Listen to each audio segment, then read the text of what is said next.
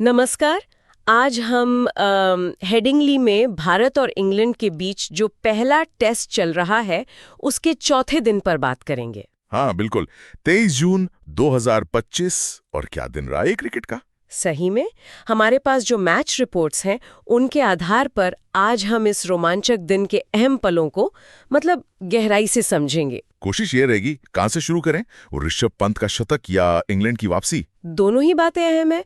पंत का रिकॉर्ड तोड़ शतक एक तरफ और दूसरी तरफ इंग्लैंड की वो नाटकीय वापसी जिसने मैच का रुख ही पलट दिया। चलिए इसी उतार चढ़ाव को समझते हैं। ठीक है, तो सबसे पहले मैच की अभी की स्थिति क्या है। हाँ, तो भारत ने अपनी दूसरी पारी 364 पर खत्म की और इंग्लैंड के सामने जीत के लिए 371 रनों का लक्ष्य रखा है। 371 रन आखिरी दिन, ये तो दिलचस्प हो गया है। बिल्कुल। अब चौथे दिन के खेल पर आते हैं।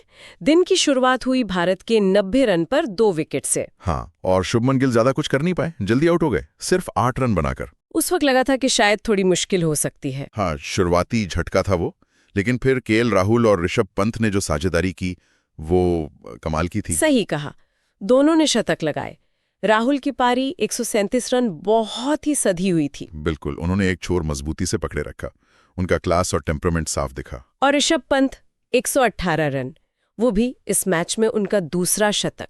पहली पारी में भी तो 134 बनाए थे उन्होंने। अविश्वसनीय बल्लेबाजी, और इसके साथ वो पहले भारतीय विकेट कीपर बन गए हैं जिसने इंग्लैंड में टेस्ट मैच की दोनों पारियों में शतक लगाया हो। ये अपने आप में एक बहुत बड़ा रिकॉर्ड है।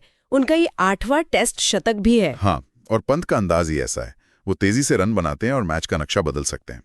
इंग्लैंड की पिचों पर ऐसा खेलना, वो भी लगातार, ये दिखाता है कि वो कितने मैच्योर हो गए हैं। हालांकि उनका यही अंदाज कभी कभी आप कह सकते हैं थोड़ा जोखिम भरा भी लगता है। वो तो है, पर इस बार चला। एक समय तो लग रहा था कि भारत शायद 400 साढ़े 400 का लक्ष्य दे देगा आराम से। हाँ, मैं भी यही सोच रही थी, लेकिन फिर आया जो स्टंग का वो स्पेल। उफ, वो ओवर तो मैच का टर्निंग पॉइंट साबित हुआ। एक ही ओवर में 3 विकेट, शार्दुल ठाकुर, मोहम्मद सिराज, जसप्रीत बुमराह। ये कैसे हुआ? क्या गेंदबाजी इतनी अच्छी थी या बल्लेबाजी खराब? कहना मुश्किल है। शायद थोड़ी रिवर्स स्विंग, दबाव, खराब शॉट सिलेक्शन, सब कुछ मिला जुला था, पर नतीजा ये हुआ कि भारत का निचला क्रम बिखर गया। बहुत ही नाटकीय पतन था। भारत ने अपने आखिरी 5 विकेट सिर्फ 16 रन जोड़ पर गंवा दिए। हाँ, ये आंकड़ा देखकर हैरानी होती है, खासकर जब 2 शतक लगे हों पारी में। और हमें ये भी याद रखना चाहिए कि पहली पारी में भी टंगे अच्छी गेंदबाजी की थी। बिल्कुल, टंग और स्टोक्स दोनों ने 4-4 विकेट लिए थे पहली पारी में, तो इंग्लैंड की गेंदबाजी लगातार असरदार रही है। पहली पारी की बात करें तो वो भी काफी करीबी मामला था। भारत ने 471 बनाए थे। हाँ, गिल के 147, पंत के 134 और यशस्वी जायसवाल के 101 रनों की बदौलत।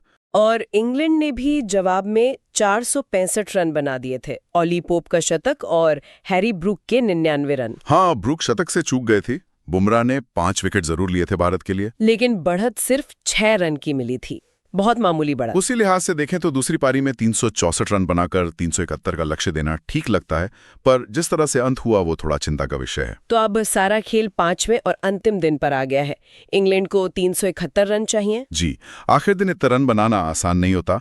पिच भी शायद कुछ मदद करे गेंदबाजों को। भारतीय गेंदबाजों के पास पूरा मौका है मैच जीतने का। बिल्कुल, लेकिन इंग्लैंड भी आसानी से हार नहीं मानेगा, उनके पास भी अच्छे बल्लेबाज हैं। तो तीनों नतीजे संभव है, भारत जीते, इंग्लैंड जीते या मैच ड्रॉ हो जाए। हाँ बिल्कुल, क्रिकेट फैंस के लिए इससे ज्यादा रोमांचक क्या होगा। सही कहा।